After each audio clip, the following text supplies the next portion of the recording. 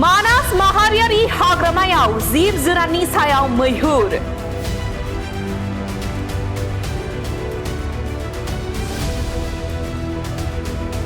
बेसेन गोसा जिब जुनारनि सायाव मैहुर खालामनानै फालांगि खालामदों खायसे खाबु फोलान सुबुंफोरा।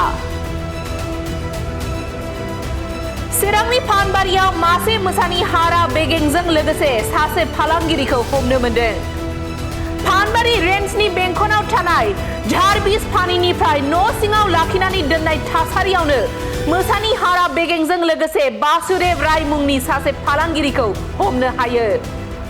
मिथिनो मोननाय बादिब्ला फालांगिरिया थांनाय माखासे साननिफ्रायनो मानास माहारियारि हाग्रामानिफ्राय मैहुर खालामनाय बेसेन गोसा जुनारनि अंगफोरखौ फालांगि खालामगासिनो दंमोन।